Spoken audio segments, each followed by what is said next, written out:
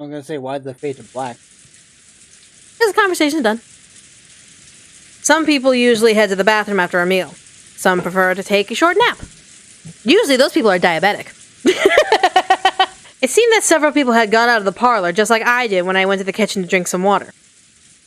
In the end, Aunt Natsu's order to keep everyone packed together in the parlor was reluctantly withdrawn, under the conditions that no one was to be on their own, and no one was to go far from the parlor.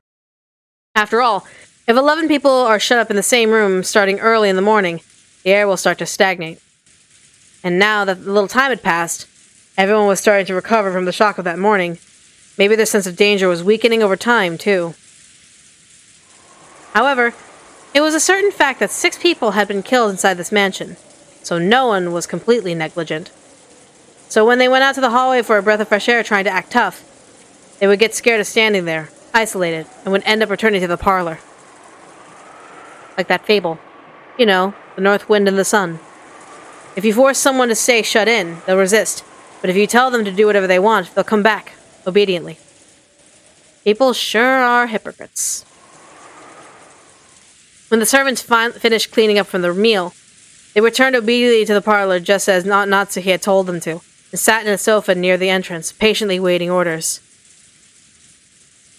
Maria, almost as though she had suddenly finished playing witches, had returned to the pure Maria I knew well, saying, "Ooh."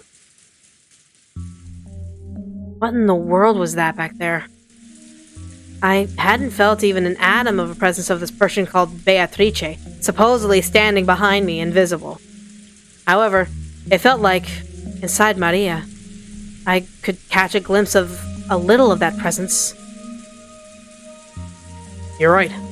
When Maria-chan starts talking about witches, she changes. Battle-kun, you also saw it down by the beach yesterday, right? You mean when she gave me that scorpion key holder? No, I don't mean like when her feelings were hurt. I'm talking about when she looked like she had, you know, a dual personality. Ah, that happens sometimes too. Just when Maria had started talking about the magic circle, not very often, but it happens. It's freaky though.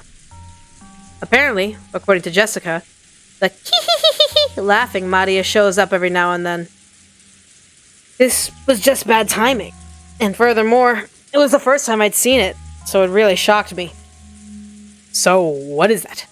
Does Maria have a dual personality or something? Or are you saying that her spiritual senses really is that strong, and she gets possessed by stuff like that? No, I don't think it's that. Didn't you ever experience it? A desire to be someone other than yourself when you were small? Right when humans are born, no one has any individuality.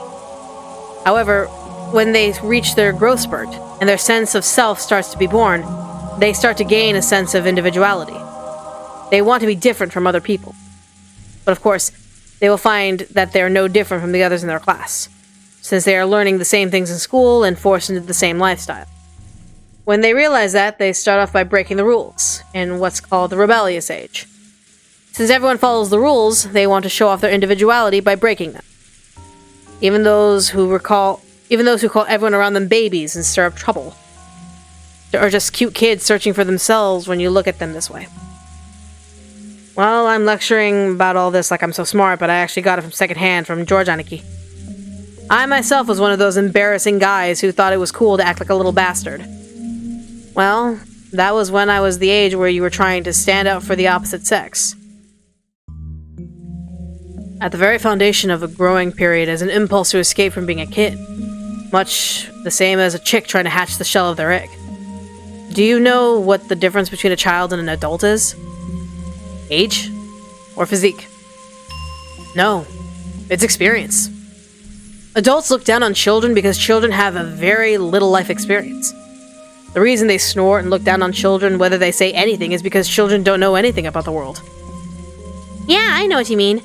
When you're a kid, you try to say things like you've got life all figured out and try to act like an adult. No matter what a kid says, adults will just snort at them because they're too naive or because they understand once they grew up or something. Well, it's probably true, but to a kid, it's just annoying, like they're being looked down upon. I get it. It's about whether they have knowledge and experience. You're right, you don't earn respect just by becoming old and not achieving anything. Therefore, what we have is a period where they have the impulse to escape from being a kid. And also, they want to have individuality, different from other people. You hear that, you fucking boomers? You don't get respect just by being old and not doing a goddamn thing. If what separates kids and adults is knowledge and experience, then I get it. If they know something that no one else knows, that's one way to form an identity. When you're in, like, elementary school, if you knew stuff no one else knew, had stuff no one else had, wore stuff no one else wore, you could become a bit of a hero for it. I bet you did the same thing, Battler. Yeah. There was definitely an age when I wanted to excel in something. I see. That's because I was trying to separate myself from being a child, my growing period. If you look at it in a good way, the growing period, by forcing you to separate yourself from others, pushes you to gain skills and knowledge that no one else has. This is also interesting from a sociological standpoint, because people hate being like everyone else. They try to learn skills that other people don't know. Except when everybody already has skills that everyone already knows, does it really fucking matter at this point? In this way, society can acquire the broad range of skills it needs to survive. The quality of the god's programming is truly surprising. Well, individual personalities can also be negative, right? Like saying everyone else in the class is studying hard, so I'll slack off so I stick out. That was actually me. It was only recently that I'd finally been able to feel thankful towards that middle school teacher who had slapped me after school. But, well, I did have those desires to jump over the vaulting box so no one else could. Or sprint as fast as I could trying to lap those guys with good grades when we did a marathon. It was in my nature that if I couldn't study well, then at least I could get back at it by exercising. I get it. I really went all out during my growing period. I guess boys tend to focus more on physical things. But you know, girls at the same age tend to focus more on the emotional things. I'll bet there were groups of girls in your classes that were really interested in, like, fortune-telling or their spiritual senses. Yeah, there was. They'd come over asking for my sign and my blood type, then they'd laugh. Ah, I thought so, hee.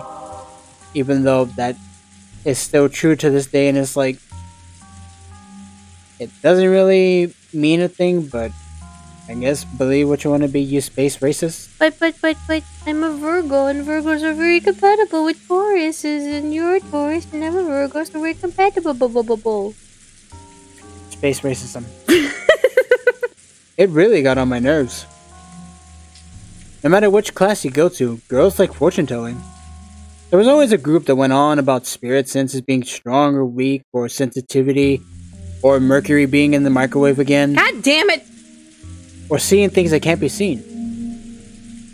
That's because fortune telling and spiritual senses are things that aren't taught in school.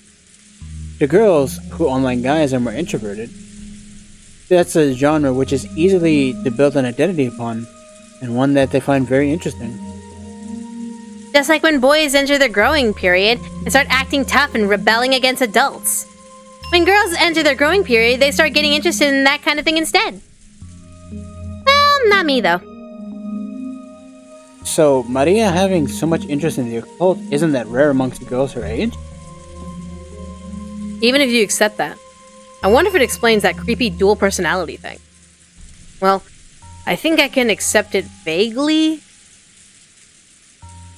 As I said before, becoming an adult means gaining knowledge and experience.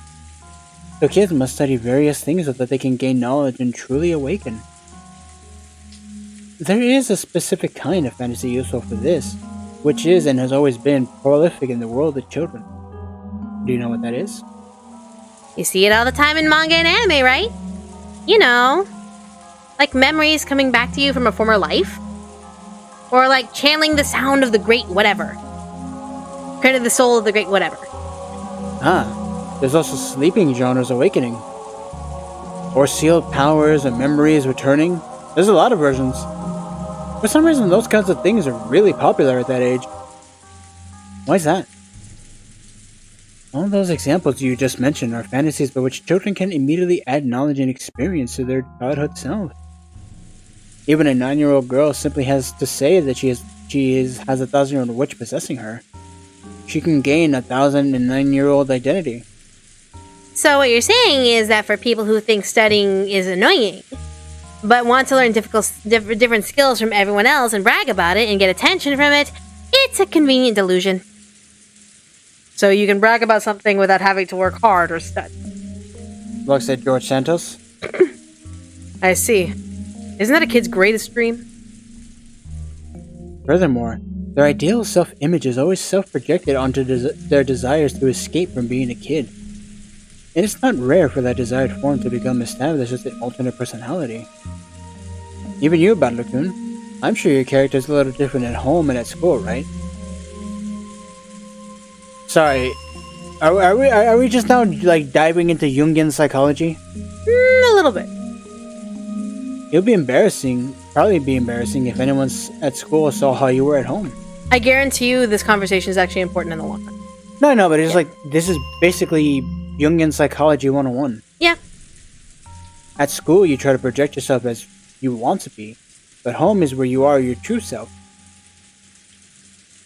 So, in other words, I'm changing my character for different situations. Like I have a different persona. Are you trying to say that having multiple personalities is actually really common? A girl who is a fan of the occult might say she's being possessed or has awakened. Honestly, there are some kids who can change their personalities so drastically, it can change your whole opinion of them. Even some boys, right? Guys just blow their top and get violent over nothing. I think they're pretty... I bet they think it's pretty cool. But it's painful to watch. So, let's sum all this up. Girls of about Maria's age, even if they show a creepy second personality like she did a minute ago, though in this case it was probably like 10 minutes ago, you're saying that's not such a rare thing? If you bring it all together simply, that's what it means. Identity is an important thing used to build up one's sense of self. If you make fun of that, it could actually cause children to go back into their shell. So it's important to go along with them to some degree, although to accept it completely requires a tolerance of the parent. Aniki, I can't believe you aren't married. Don't bring that up! You sound like you've already raised kids through middle school. You know, with somebody that you clearly love and have given a ring to about a day ago before she unfortunately died in a horrible murder accident. Oh dear. You know, someone like Shannon? Huh? By the way, how's that relationship going? I bet you pretty much smashed that one, right? That relationship is crushing, isn't it? Hey, you really pounded her face in, huh? You killed it, buddy. Then, I wonder if Auntie Rosa also knew much about Maria's dual personality. She knew. Just between us, Auntie Rosa couldn't freaking stand it. She said it was creepy. It was just making Maria more and more separated from the rest of the class. So anytime Maria started talking about the occult or laughing like a witch, she'd slap her. And it looks like Maria stopped talking that way in front of her. Maybe it was just a little game for a girl facing her growing period. That thing that had happened back then. Just a girl trying to show that she was different and independent by holding interest in witches and the occult. I'm not like other girls. I summon demons. Look at me, I'm gonna summon Beelzebub from hell! Look at what I'm gonna summon next! A gun! And since she wanted to have another side of herself that wasn't infantile, she was switching between her normal personality and the personality of her ideal, a witch. In the beginning, I had found that very disturbing. If Maria was American. But after George Aniki's lecture, it felt as if this path was a path that everyone walked down at one time or another. I hadn't told anyone, but when I was in kindergarten, I joined up with a little gang of kids trying to form a Earth Defense Force, saying we'd help protect peace on Earth. My face has turned red whenever I remember how, during what we call battle practice, we would chant, EDF! EDF!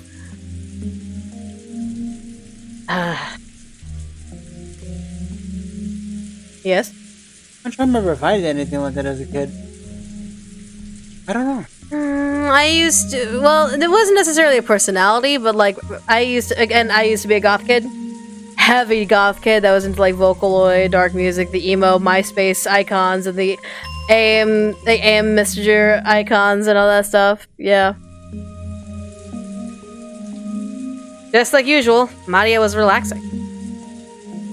Immersed in the TV, oohing and laughing just like any girl her age. You were a goth kid at 9 years old? Oh yeah.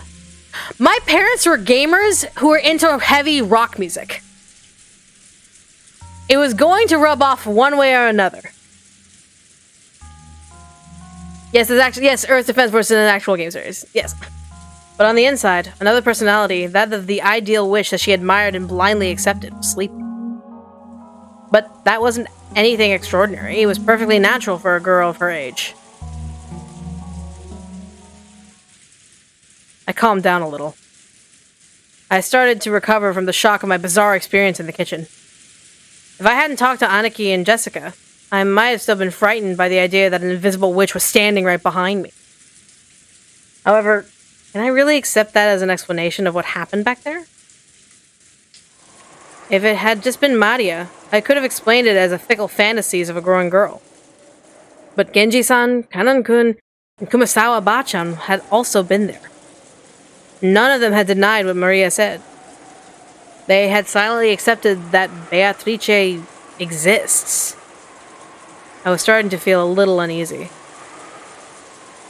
Auntie Ava had claimed that no 19th person exists, saying that someone within the family had committed the crime in connection with their messy quarrel. On the other hand, Aunt Natsuki had claimed that the culprit was hiding somewhere outside the mansion. That meant that she was denying the crime had been committed by one of us and accepted the 19th person exists. And in the kitchen, Maria and the servants had agreed that a 19th person exists. But according to them, this 19th person isn't human. They had said it was an invisible witch plotting something mysterious. Is there a 19th person or not? And is this culprit a human or a witch? And for some reason, I couldn't just laugh off any of the possibilities. Not even the most ridiculous one about the witch.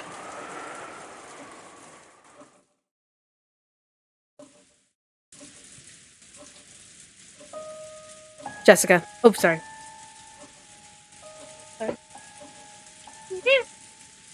Jessica. All I know about the story of the witch is that it was a story made by the adults to keep the kids too scared to enter the forest, but is it different here in the mansion? I'm with you on this. I think it was just a dumb ghost story made by the parents so their kids would listen to them. But I can't deny that the atmosphere inside the mansion makes it a little hard to say out loud. It is not my headcanon that Beatrice is La Kukui. La Kukui! Or El Kukui, whatever. Because grandfather has claimed that Beatrice does exist. And because of their position, the servants can't doubt that. Jessica's mother and father don't want to get into a fight with them either. So on the surface, they just go along with it. So you could probably say that inside this mansion, doubting the existence of Beatrice is a kind of taboo. Unlike the rest of us, who only come here once a year. Is that right? Jessica puffed out an air of admiration. It looked like Aniki had guessed right. You've got that totally. No one really believes it on the inside. But on the outside, they accept that she exists. What do you mean, which version? There's only one El Kukui. See, it's just like that way some people are about gods. Even if you know there's actually no such thing, it feels rude to actually say that out loud. How do you think the servants feel about it amongst themselves? What are you talking? Also, Jessica, what are you talking about? So many agnostic people love to laugh it in people's faces that God doesn't exist, or that gods don't exist. There's so many people out there who are just kind of like, by the way, that candle that you burned for insert God name here is just mental dissonance. Oh yeah, there's like one, quick trip to Reddit, and yeah, there's lots of fuckheads like that. How do you think the servants feel about it amongst themselves? Is it true that since grandfather who employs them says she exists, they have to go along with it? Well, I don't really know the details, But between the servants, the story about Beatrice has been treated a bit like a ghost story. Remember yesterday when Shannon was talking to us down by the beach? About how they saw unsettling things while doing the rounds of the mansion at night? She had said something like that, hadn't she? Back then, I didn't give it much thought, assuming she was just going along with the displeased Maria. But now that I think about it, she did say that, and completely seriously. That's right. She definitely said it. She definitely said the same kind of thing that Genji-san and the rest had all unanimously declared back in the kitchen. In addition, some servants have also seen will-o-wisps and glittering butterflies dancing around. Canon-kun said he saw something like that when he went patrolling one night. And recently, the servants have been talking about strange footsteps inside the mansion near midnight. We have whispered together that the Beatrice-sama from the portrait sometimes walks through the mansion invisible. It happened a long time ago, but I've also heard those kinds of footsteps while patrolling at night. That's right. She definitely said that. Exactly the same as I have been told just now. But there's nothing to be afraid of, you know. Beatrice-sama is another ruler of this mansion separate from the master. So she won't do anything bad as long as you respect her and don't act oddly afraid. However, he's fearsome if you don't respect her, right? Yes. I heard someone who quit just before I began working, after falling down the stairs and receiving a large injury to their back. I've been speaking badly of Beatrice-sama. Because of that, there was a rumor between the servants that Beatrice-sama's anger had been brought down upon this person. If you don't respect her, her anger will be brought down upon you, and you will be injured. So, to the servant, Beatrice's existence is just as credible as the story that if you pull pranks on Inari-san, you'll be cursed by the kitsune. Of course, even though everyone accepts that curses and the like don't exist in the modern era, people are still afraid and still have little respect for them. You see it a lot in residential areas, such as when someone is building a house and they call a Shinto priest for a ceremony to honor the god of that plot of land. You might think that it's just a big waste of time and money, but the workers say that a big accident will occur if they don't do it, so they apparently never neglect the procedure. You also hear about how if an Inari shrine is carelessly removed during a town replanning, there would be a curse by Kitsune-sama. I think I might have read somewhere that when the occupying forces were trying to expand an airport and had to remove an Inari-san that was in the way, all of the workers were suddenly taken out by some mysterious fever. Even in modern cities like Tokyo, it isn't rare to see modern buildings packed all around an old Inari shrine, leaving the shrine itself untouched. And this isn't limited to Japan. It's probably similar to how people baptize babies. If I remember correctly, by the Christian doctrine, unbaptized souls, though their sin is the lightest, still fulfill the conditions for going to hell. It's only dependent on some depictions of Catholicism, because in most understandings of Christianity, children are not considered to be sinful souls that would go straight to hell. It would be like, and in certain Catholicism, this is again taking the doctrine of certain Catholicism, it would be unbaptized. Like, it would be unbaptized, like, adults and up. Because children children would go to purgatory. But in some very few Catholic doctrines, unbaptized babies would go to hell. Like, anyone who didn't, like, children who didn't survive birth, those who survived and didn't get baptized, etc., etc. But that's only some minor. We don't like to look at those Catholicism looks. I don't know about you, but I got baptized as a kid, so I'll be fine when we die. Lamau! I'm still gonna have to negotiate for your ass. Putting water on a child's forehead doesn't do anything but make them cry. But if a parent can prevent their child from going to hell with just that little effort, they'll happily go through with that ceremony. Oh wait, what was I reading that? Oh, in short, even in this modern society of reason, we are still unable to throw away every trace of belief and fear.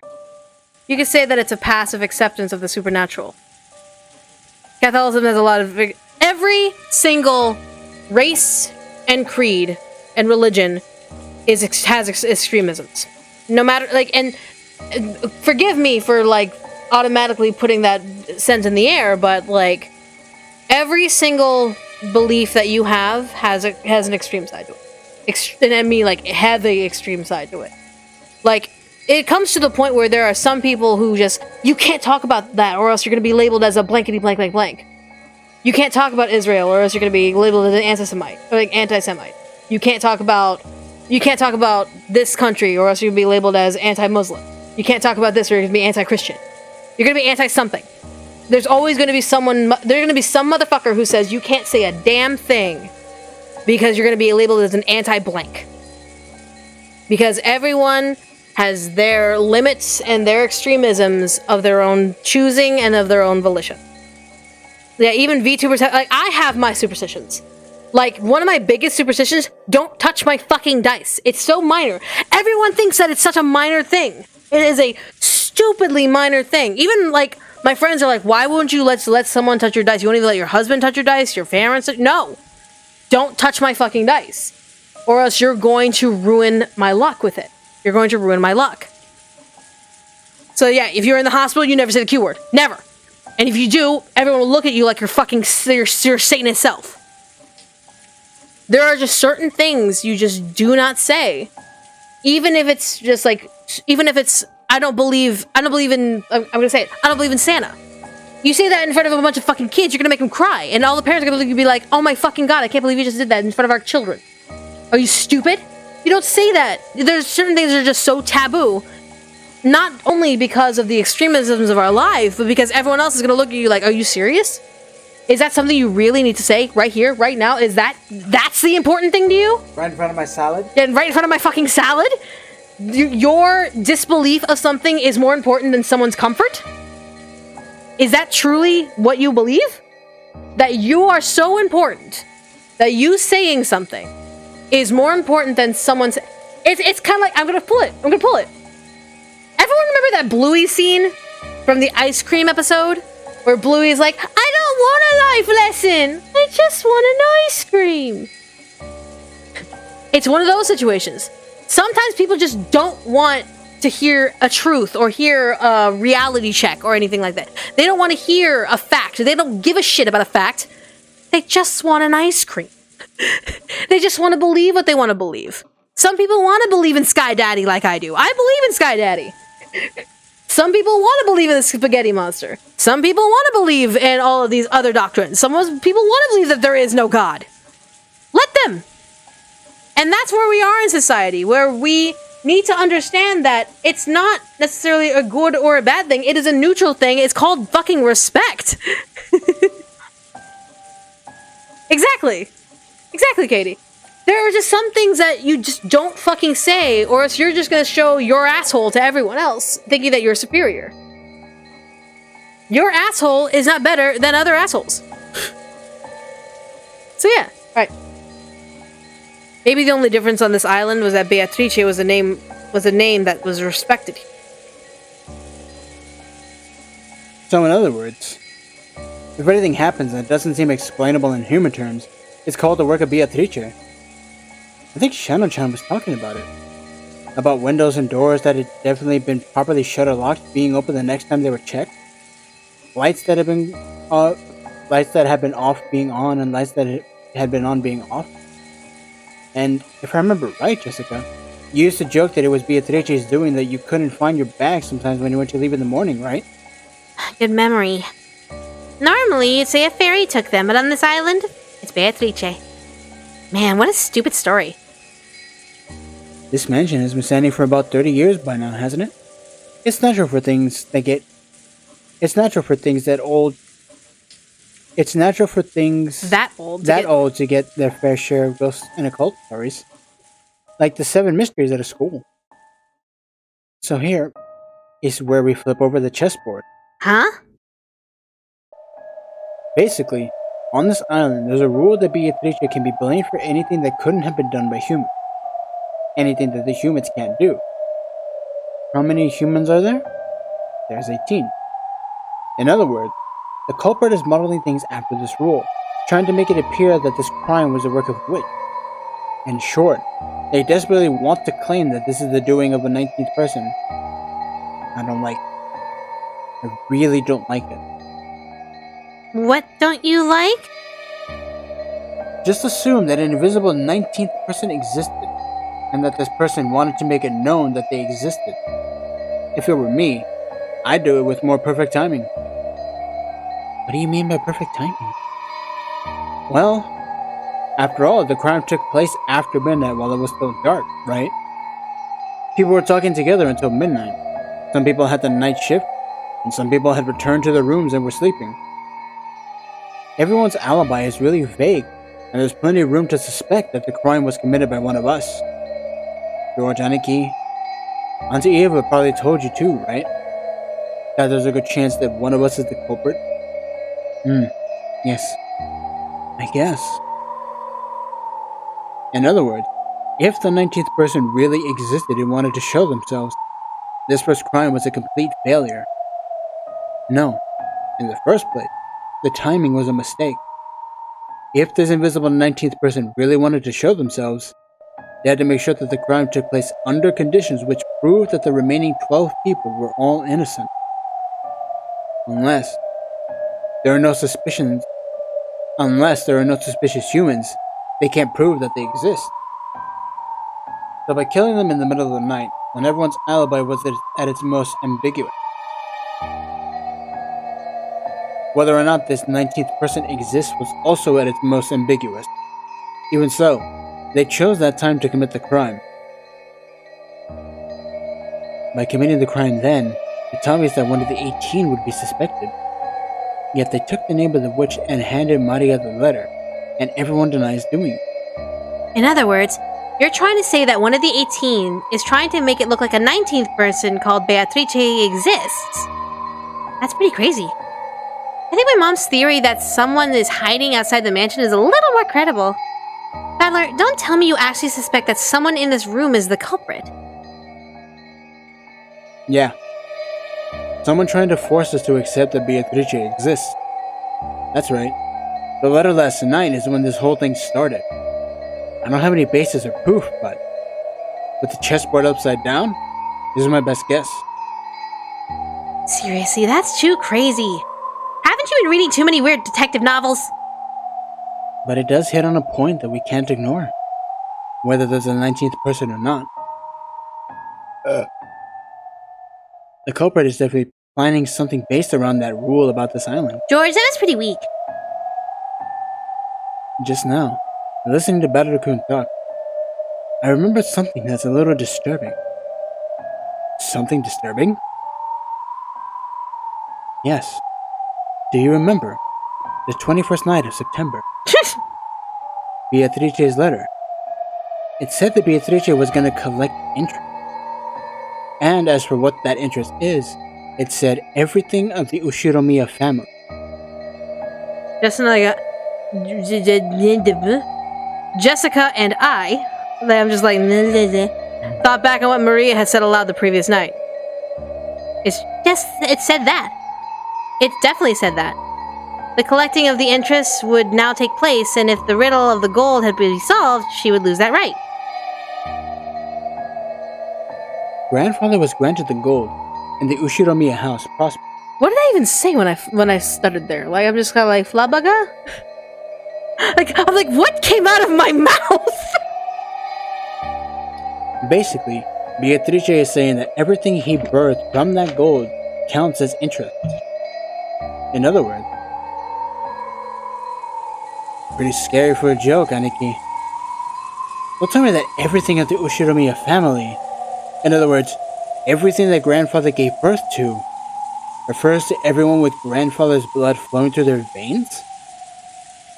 Then why Goda and Shannon?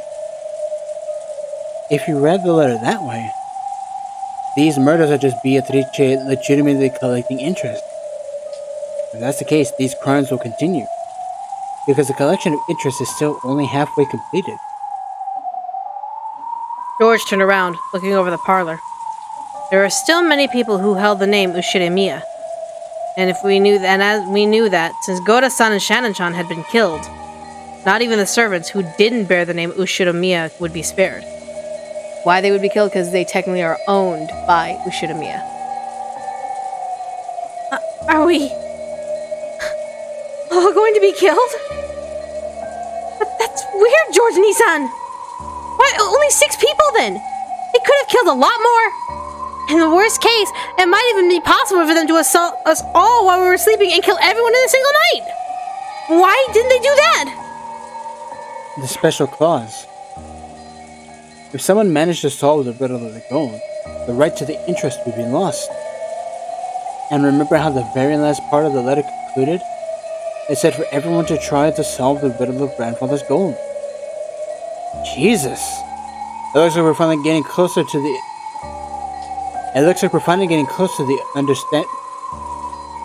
Understanding culprit's message, getting close. In other words, the culprit is telling us to try and solve the riddle on the epitaph grandfather had made. Your eyes. You need the glasses. Even with the glasses, I'm like, just brain my. Furthermore, they're saying that if... Okay. Furthermore, they're saying that if we just sit around, they'll keep collecting the interest. I realize that this was all based on several crazy guesses. But not everything that happens in this world is joined together in a perfect line. Most unknown phenomena are nothing but individual points. By joining them together into lines, we deepen our understanding. The closer together the points at the ends of those lines are, the more logical it is and the easier to understand. And farther away they are, the more it lacks those qualities. That's why we use the distant analogy and such theories way out there. However, if you can only join up to small, limited distance away, we call it having a limited imagination. Is imagination different from reasoning? Was I just trying to force everything that I knew about the case to fit my simple imagination? No, that's not it. When you're searching around with your hands in the dark, that search is imagination. Only imagination can find the 2 points you should connect together. Reasoning is nothing more than the action of drawing the line between them. If you can't imagine, you can't reason. What I was doing might be out there, but it shouldn't be wrong either. Only the power of imagination can pull out a clue from the darkness. And that power of reasoning ties those clues together.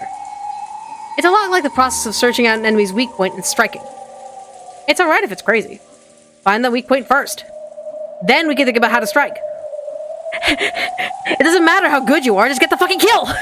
Get the clear! Now is the time to find the points that we could tie together later.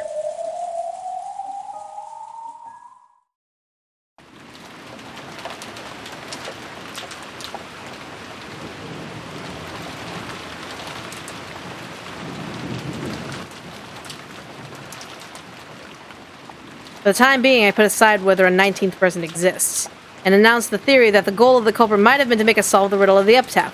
You know, like the letter said. Uncle Hideyoshi looked like he was really interested, but Aunt Natsuhi thought it was ridiculous. Of course. If you think about it that way, even that letter from yesterday makes sense. That motive seems to fit pretty well with the fact. Setting aside whoever it was that gave Maria Chan the letter. Beatrice exists! Even though she was puffing up her cheeks in the cute way that she had been doing since yesterday, I couldn't think of it as cute. If I took it lightly, it might suddenly transform into a creepy laugh. The hidden gold doesn't exist.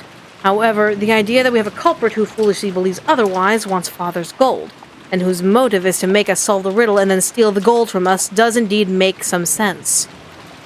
However, in that case, why did they kill those most highly ranked in the Ushidamiya family first? A good point. If they wanted to make us solve the riddle, killing those closest to Kinzo-san doesn't sound like a good plan to me. I agree. Besides, if we followed the argument, wouldn't it have been quicker if they had threatened Father in the first place? You'd think it'd be faster to just ask the person who wrote it rather than try to force us to solve it. That's also a good point. Of course, I don't think that Father will let it slip from any ordinary threat. Anyone who knows Kinzo-san will surely be well aware he won't bow to ordinary threats. He is the man who bears the burden of the Ushidamiya family and its wealth. He has been exposed to many threats and attacks in the past. It is because he is able to overcome them the family prospers today. Totally agree on that. I can't imagine our grandfather letting himself get pushed around just because some asshole threatened him. Jessica, that's not how we talk. Yes. In that case, what about this one? No, wait. Is this out there as well?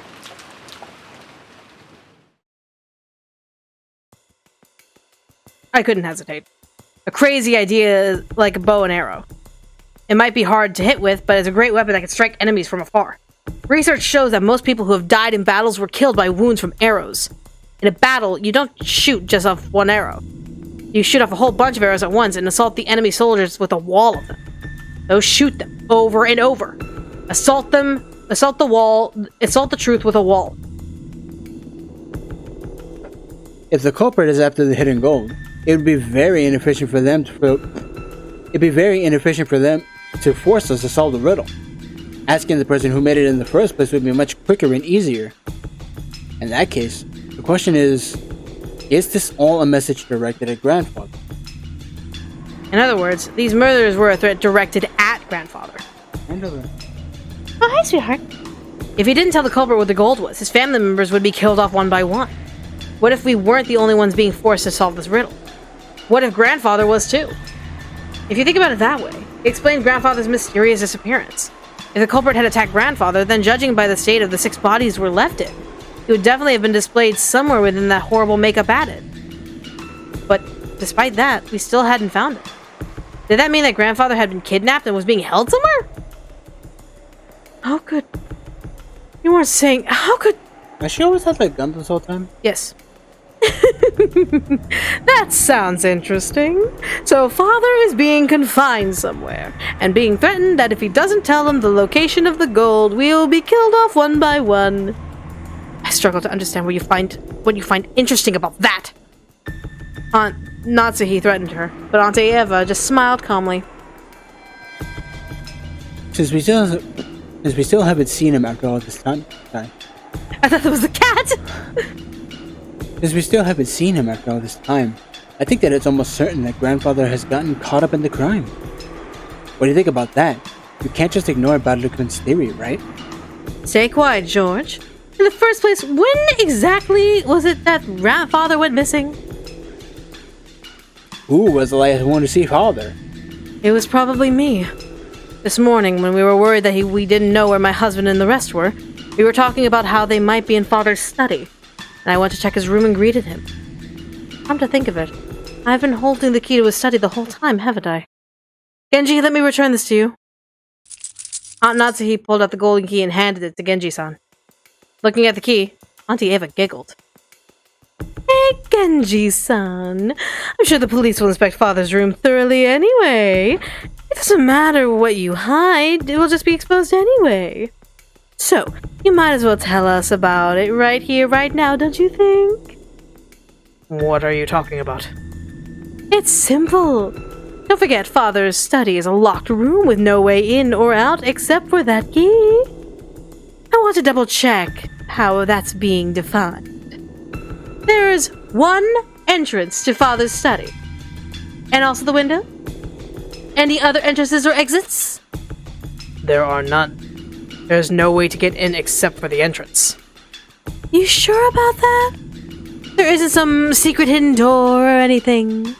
Since Father isn't here, I'm the highest ranked member of the Ushiramiya family. I'm asking you as a representative of the Ushiramiya family head. Understand that and answer me.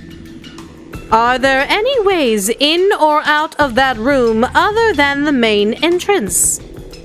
As Father's closest aide, I'm sure you know. Aunt Natsuhi looked a little offended at the part of the highest ranking family member, but she kept her mouth closed for the time being and waited for Genji's answer. I couldn't help but feel a little uncomfortable. Why was she going on and on about hidden doors? You too, Karan-kun, Gumasawa-san. If you know, won't you tell me? If there is one, it would be better if you said it.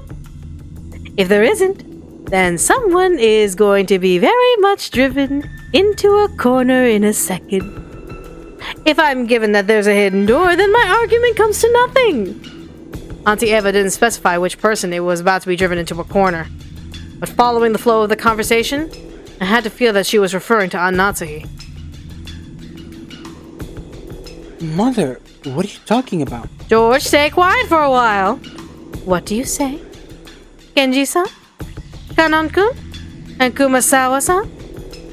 Is there a hidden door? Or not? Genji-san, when you remodeled Father's study, you must have overseen the construction. I won't let you say that you don't know. There is nothing of that nature in Master's study. You're sure? What about Kanon-kun entrusted with the one-winged eagle? Yes, I'm sure. There is nothing like a hidden door in the Master's study. Kumasawa-san? No, I haven't heard such a thing. What about Dr. Nanjo, who had a close relationship with Father? I've never heard of something like that. Great! Then are you ready? Let me begin. It's really simple. Everyone tilted their head doubtfully, wondering what Auntie Eva was so proudly started to talk about. Auntie Eva laughed triumphantly, as if though she were about to reveal a secret that only she knew. Natsuhide-san was the last person to spot Father, right? I forget the exact time, but I think it was a little before 9 in the morning. Ne-san, do you remember? I ran into you just as you were coming out of Father's study, right? Yes, I remember. What does that have to do with anything? And the next time you went to visit Father's study?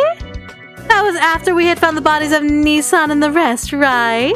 Together with me, you went up to the study to report that, and we discovered he wasn't there.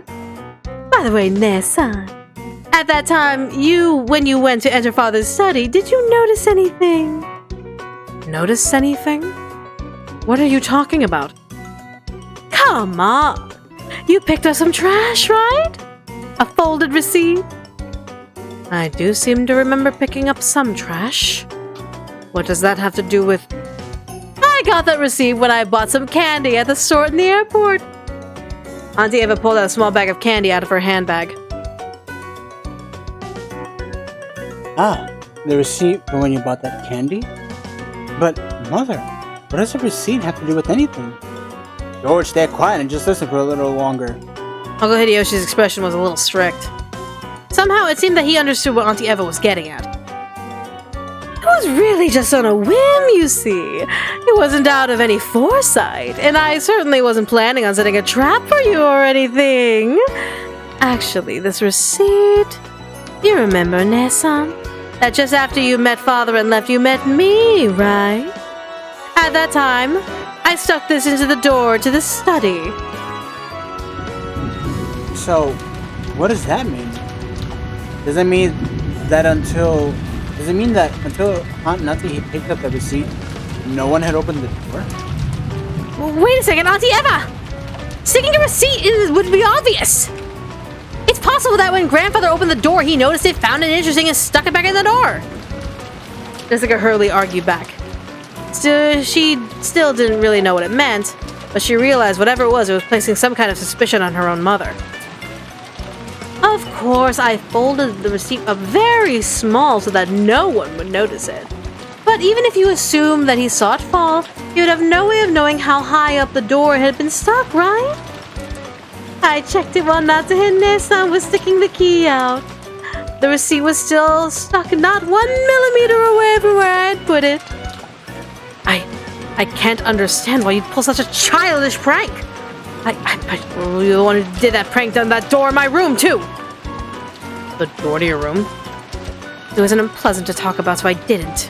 But this morning when I woke up, there were signs of some prank on outside of my door, with what was probably the same red paint scribbled across the shutter.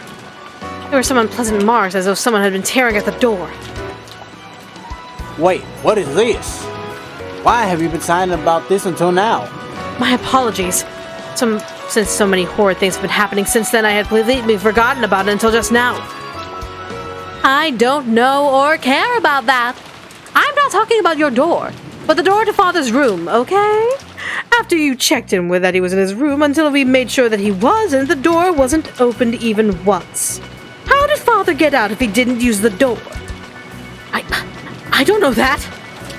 That's what I want to know. Natsuhide-san, Other than you, who else checked to see whether father was in his room? The last time I checked Kinzo-san was we were playing chess last night. I believe I was with them until just before dinner. Did anyone see him after that? I did. I gave him his dinner last night. Yes, Shannon and I were with him. So up till then, father was so definitely in his room. But Natsuhine-san, it sounds like when you found out he wasn't there, all ways in or out of the study were closed, right? But even so, you said that you made a talk with him this morning. I don't understand why everyone has to be so gloomy. Could someone explain it to me? Mother and father, are you saying that what Aunt Natsuhi says about meeting grandfather this morning is a lie? But why the hell would she lie? Mom's innocent! Why the hell would she lie? Jessica! I keep telling you to watch your language. All at once, everything became confused. From across the parlor table, Auntie Eva and Aunt Natsuhi confronted each other. That George Aniki confronted Jessica. What the hell is going on?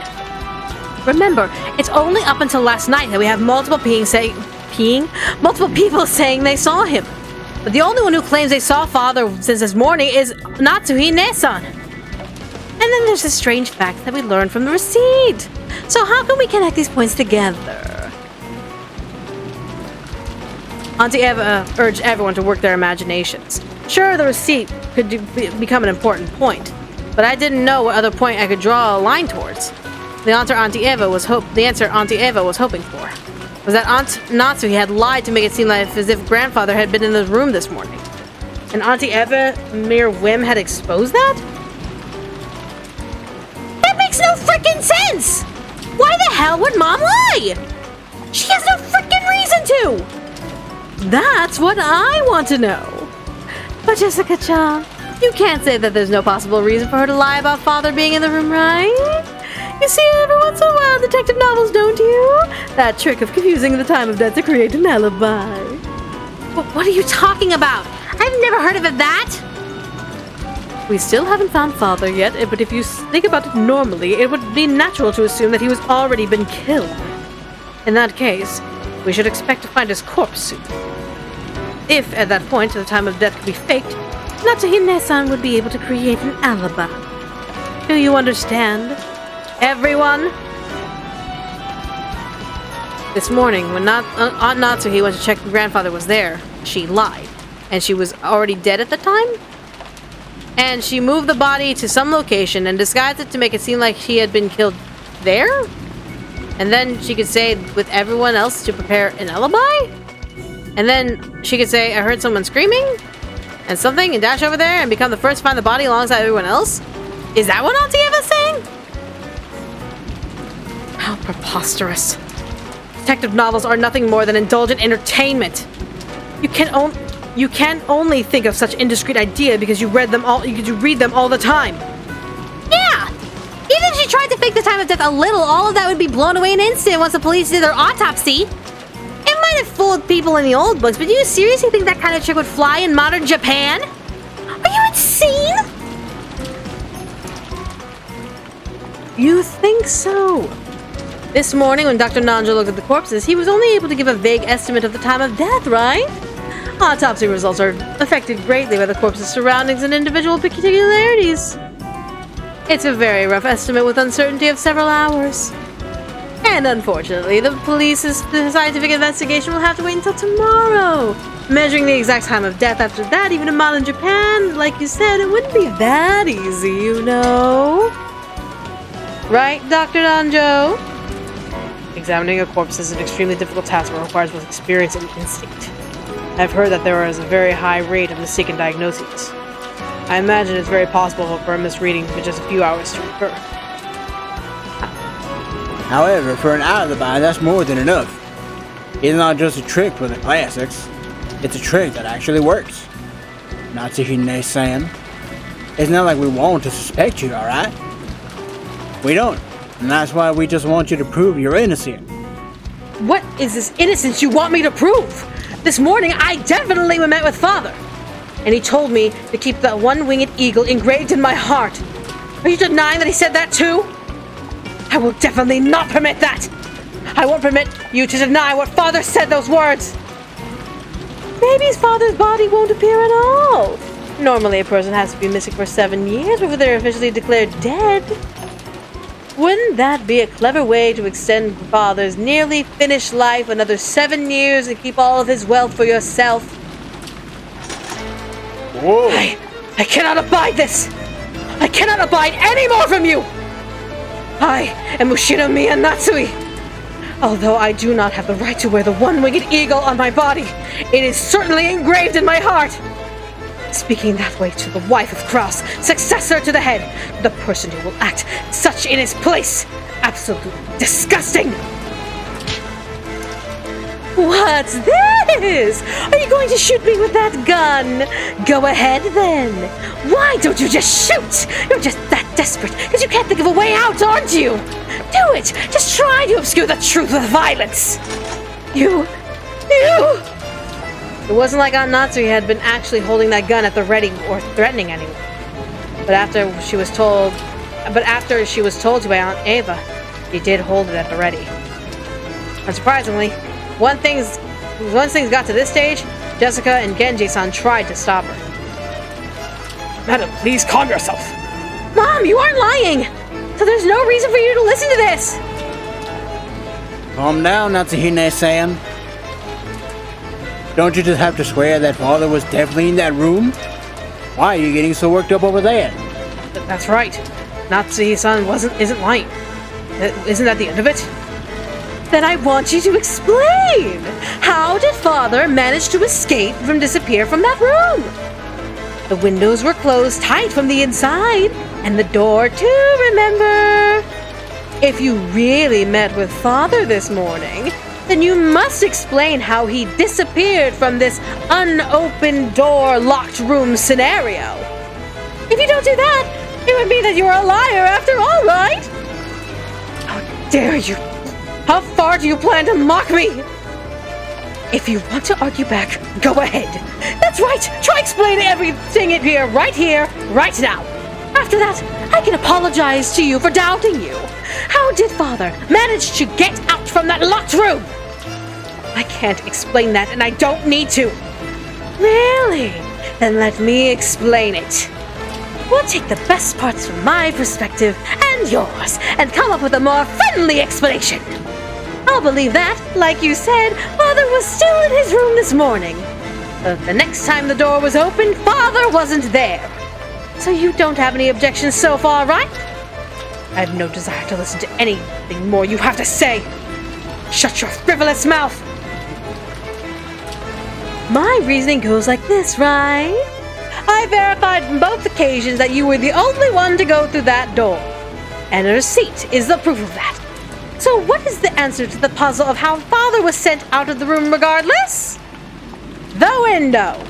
He was sent out the window. Natsuhine-san, you pushed Father out of the third-story window of the study out into the courtyard. You vicious malcontent! Madam, please endure it. Eva-sama, please stop this. Father died from the fall into the courtyard, and when you left saying you were going to check the doors and the windows, you went and hid the corpse somewhere. That's probably when you took some measures to fake the time of death, right? This all ties in with the case regarding Kraus' niece, Ian, and the rest. And also the case regarding Beatrice last night. There's an extremely good chance that Natsuhi-san is suspicious in those cases. Normally I wouldn't want to say this, but now that it's out in the open, nothing else I can do. Please, Natsuhine-san, please explain how you can be innocent, or else I can't help but suspect you. Why me? Why must I, Ushinomiya Natsuhi, be insulted like this? Battle. Looks like everyone else has said their piece. Ehehehe. No good. No goddamn good at all. Auntie Ava. But what do you mean, no good, Battler? Jessica looked up at me, hanging on to my every word. Auntie Eva's expression was composed, as always. No good at all, you say? What is, Battler-kun? Tell me. You can only see this from one angle. That's where you're convinced that it has to be on Natsuhi. It's not like I'm defending her, but bluffing a checkmate like that isn't gonna work. I think the theory you've based around that receipt is passable. It's not a bad thread of logic, but I only give it a grade of 65 at best. If this were an exam, that'd be bad enough to get you in extra lessons in detention, you know. Oh my. Well, how would you break through the door sealed by a receipt and make father disappear? Other than by my theory. Your theory is interesting, I admit. And if we could state definitively that there was no way to make grandfather disappear other than yours, then we could say for certain that the last person to see him, Aunt Natsuhi, has to be responsible. However, since there is still a possibility that she is innocent and that these accusations are false, you can't make that claim. Then, Battler-kun, who are you saying could have made grandfather disappear other than Natsuhi-san? It would be impossible for anyone else to do it. My receipt proved that, right? From the first time she visited that study, until the second time when we visited it together, the study was a perfect locked room, and when the seal was broken on the locked room, he was already missing. If this doesn't prove that she was the culprit, what kind of trick could they have used? Like I said, Auntie Eva, only 65 points.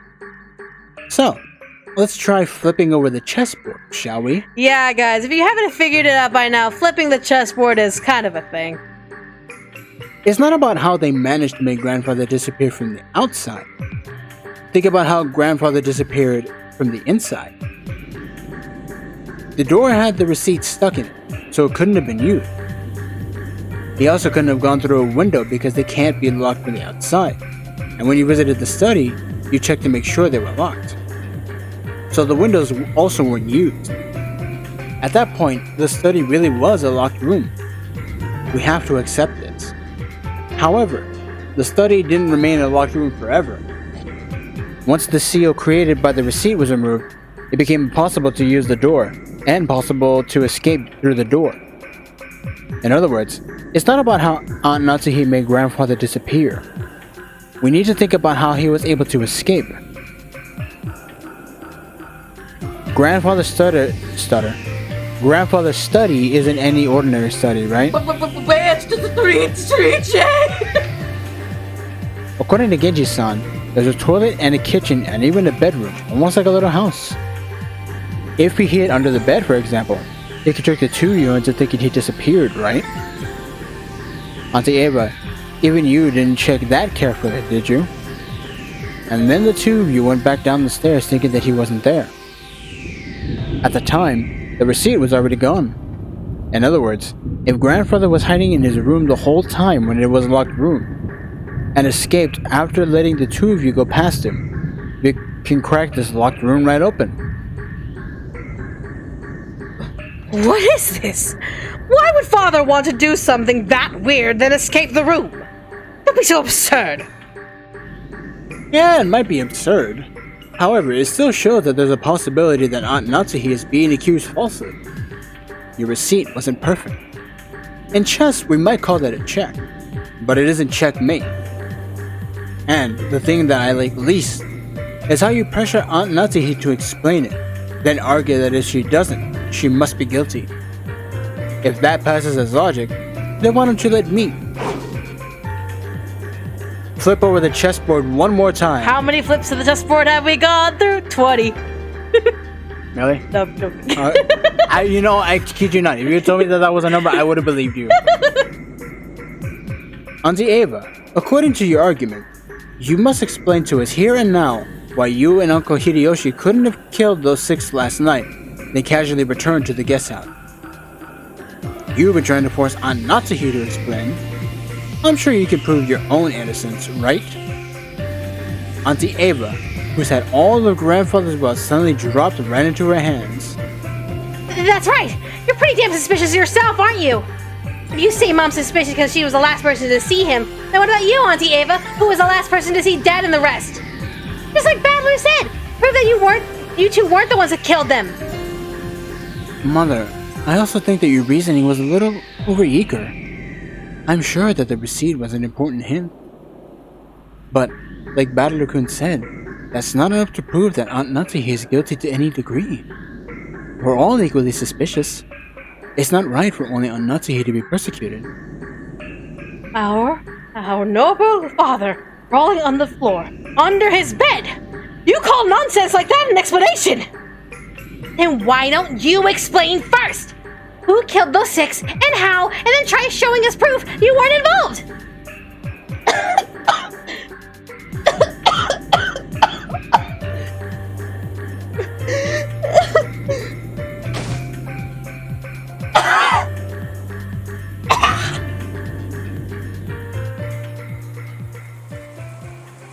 She was screaming way too much.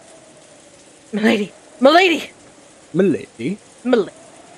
Jessica suddenly started... No, I just imagine like the trembling on his head. Jessica suddenly started coughing. At first I thought she was just choking after yelling too loud, but it seemed to be lasting too long for that, and she really looked like she was suffering. Also, I forgot she has asthma. Jessica kept coughing and choking, down on her hands and knees. Jessica! Hang in there! Dr. Nanjo! Jessica, son, your inhaler, quickly. No, wait, I have one with me. Dr. Nanjo pulled a bronchodilator inhaler from his own bag, which was lying on the sofa, and handed it to Kanan-kun. Come to think of it, 6 years ago, didn't Jessica sometimes break into violent coughing and used to have that? And have to use that? But 6 years ago, I never saw Jessica look like she was in this much pain. Aniki, was Jessica's asthma always this bad? It's gotten a lot worse these last few years. It's no problem when she's normal. But when an attack comes suddenly, she can't stop coughing. It's like she's living in the house that is slowly molding and having mildew in its old wood over time, which is really bad for asthma. I mean, maybe.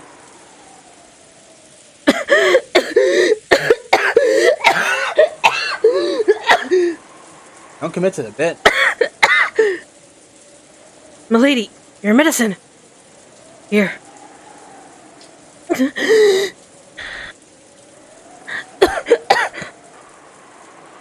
Taking the inhaler from Kanan-kun, Jessica used it with a practiced hand.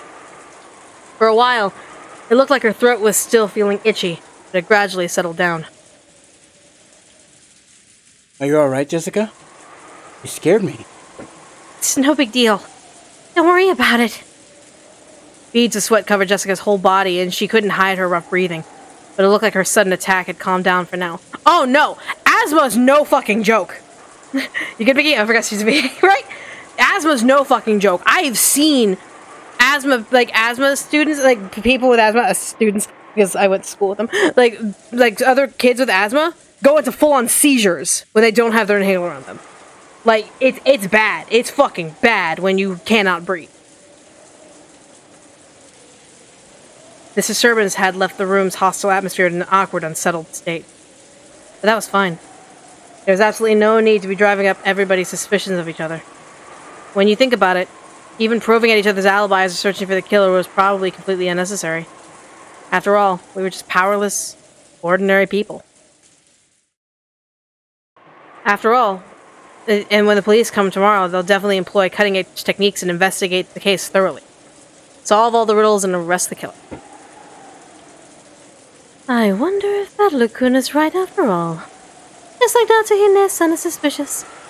I can't ignore the fact that we are suspicious too. Arguing about that is certainly unproductive. Everything will be fine if we just leave it to the police tomorrow. But don't you want to know too, Battler-kun, who the killer is? Don't you want to let them know right this very second the pain you feel from losing someone precious to you? I won't deny that. Even one day would be too long to let the bastard who pulled this detestable bullshit go. But that doesn't mean that I want to doubt one of the 18. Even though I stand with what I said earlier, I don't even want to doubt you, Auntie Eva. To me, you're an awesome aunt who are always mischievous and entertaining. I don't want to trade insults with an aunt like that. Not a single person here wants to do that. Right? Everyone? I feel the same as Badr-kun. It's pointless to trade insult. It's probably just the stress built up because so many people have been crammed in one place since morning. Probably. It's only natural. It might be easier said than done, but I think we should all relax as much as possible.